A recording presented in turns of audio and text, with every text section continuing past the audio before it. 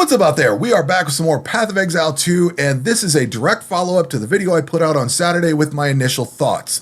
I very intentionally recorded that not when I was most frustrated. I had actually slept on the game. I had a lot of frustrations getting started on Friday, and I very intentionally recorded that on Saturday while I was still frustrated and before I had a good play session for the day. So I don't think a lot of those complaints have changed all that much. I've gotten used to a lot of things like the controls and warrior and things like that, but I very intentionally recorded that to capture that moment in time for myself. Now I'm going to talk about more of the game itself, because at that time I was kind of stalled out like the warrior. I was struggling with the warrior at that time. This is my warrior now. I'm at the very end boss of Act 1, and we're going to go fight that boss here in a second. But I wanted to share some more thoughts that I've had now that I've got a chance to really just dive in and play the game and get through Act 1. And I'm in the middle of Act 2 with my sorceress. And I got to say, this game is fantastic. And it has every bit lived up to all the expectations that I had. So let me tell you what my expectations were going into this. When I saw the footage showing the slower, more methodic gameplay, I was in love. I wanted that. That is exactly what I was looking for. And I will make the statement that this is the most Diablo 2 game that I have played since Diablo 2. You look at this thing in the background, that writhing mass of tentacles and stuff over there, that is a vibe we have not had for a very long time. Last Epoch, it was okay, but it didn't scratch this itch. Diablo 4 absolutely did not scratch this itch. Diablo 3 did not, and it's more cartoony and just didn't have the same vibe. They took a different direction with it. But this here, Grim Dawn is probably the closest game that's captured that, but this here is the modern version of Diablo 2, and I will stand by that statement.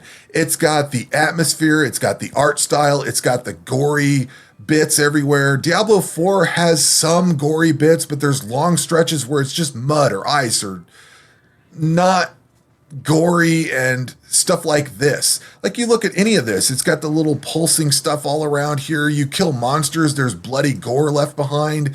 You've got this kind of thing. Like this is the vibe check for Diablo 2, and this captures that feeling so much more. And in fact, in Diablo 2, you watch Tristram burning, and there's a burning village in Act 1 here. In Act 2 of Diablo, you go to the desert, and in Act 2, you go to the desert here. Like, it's got that same vibe. I fully expect to be in a jungle in Act 3. I have not spoiled myself, but I fully expect to be that. So, in my opinion, this encapsulates early 2000s gaming with modern, whatever the word is. I'm bad with words, but this modern trappings. You've got the vibe of Diablo 2 from the early 2000s with the modern gear, currency, and gameplay of today. It's phenomenal. I have loved every second that I've been playing it. The frustrations that I had were not disappointments, they were frustrations. And that is a key difference. At no point did I feel like I needed to quit playing this and uninstall it. If they'd have forced WASD controls, I would have quit. Because this is the third ARPG that's tried WASD. It may be successful for you and you may enjoy it. I do not like it. It feels like a bad D-pad implementation from a controller, and I do not want to play this with a controller. However, this game offers you point and click, so you can still do point and click. There was frustration getting used to it, but now that I'm used to it, I love it and I enjoy it. Another game that tried WASD was from 4 or 5 years ago, Noxia. I think it was Noxia. Looking at my ARPG list, I think that was the one. And the other one was No Rest for the Wicked. I bounced hard off No Rest for the Wicked because I hated the controls. I do not like WASD. Please don't recommend it. It's not for me. If it's for you and you enjoy it and they did a good implementation of it, congratulations. I hope you enjoy it. No problems. It's not a point of contention. I'm glad and grateful that they left point and click in. So for me, this has been a dream game. I have absolutely enjoyed it. And like I said, point and click has made all the difference. I'm probably going to die at this boss, but that's fine. I'm just making another attempt at it. I've made some other changes to my build, and I want to see if I can get this going. The big change that I made is put this ring of cold res that I got through with my sorceress on. I grabbed that ring off of her and moved it over here, and I've also put on this charm of cold res. So hopefully we're going to be able to get through this guy. One of the key differences with Warrior is that you kind of need to just stay up in their face and just beat on them. Now, with this guy, the problem is if you stay in his face too long, like I broke his armor there, if you stay on him far too long, he'll end up hitting you with an AoE that freezes you, which is not good. Is this one where I need to stay on the move? Yeah. Yep, that. I was getting hit with that a lot with my sorceress, that anvil drop or whatever that is that he does. That was very frustrating early on. But with Warrior,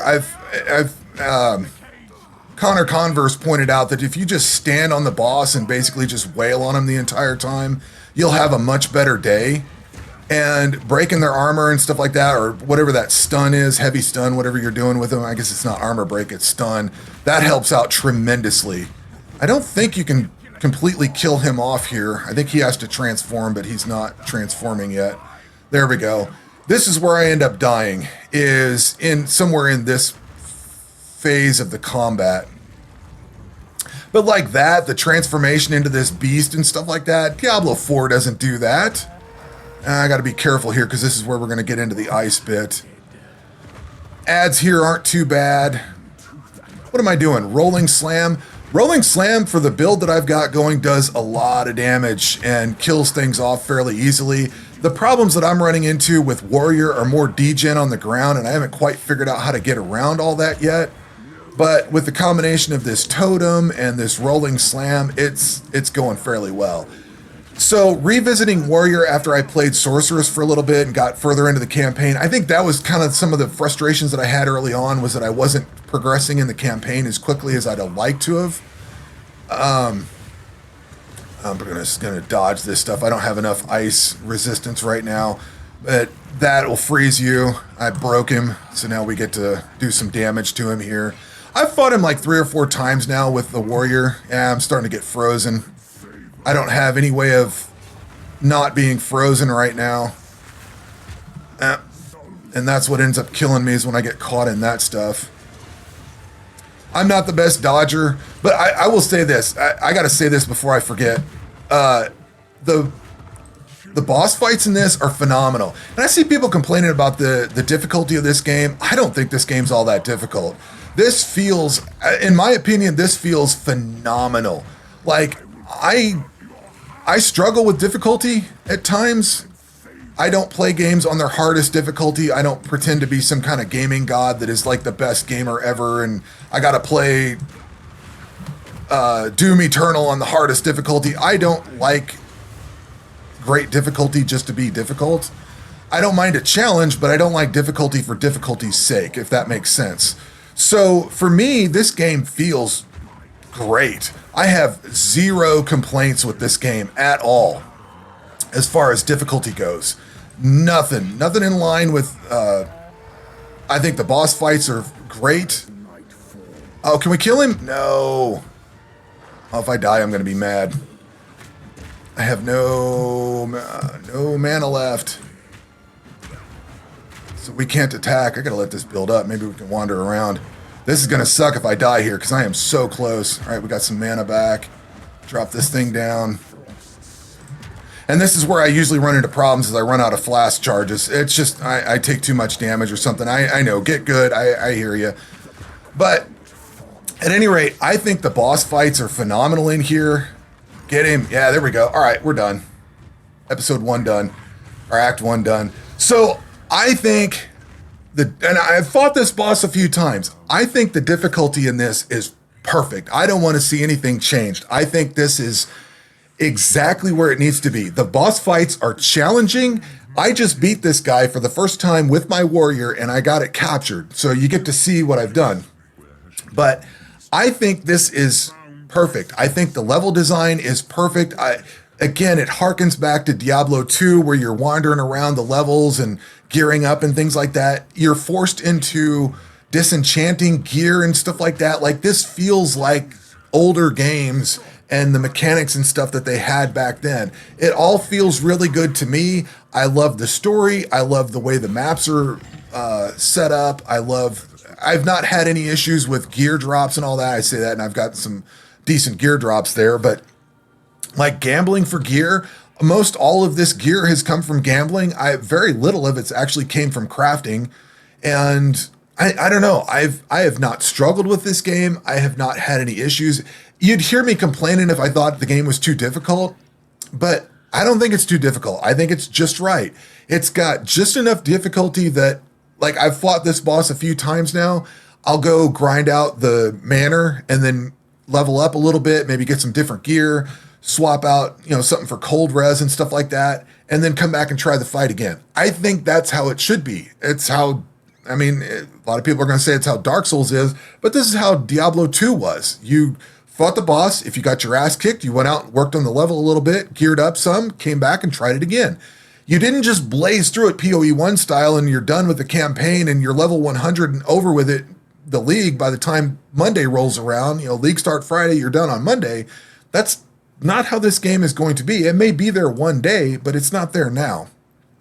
And I've seen complaints from both sides. People say it's too slow. People say, I don't know, it's not moving fast enough. Obviously, it's too slow, but I don't know. I'm kind of getting into the rambly mood here, but I've seen complaints on both sides. People say that it's too hard. People say it's too easy. People say it's too slow. I think this is phenomenal. I think it's just right. I love where everything is. I hope they stick to their vision and keep going with this. But anyway, that's going to do it for this video. We will catch you on the next one. Take care.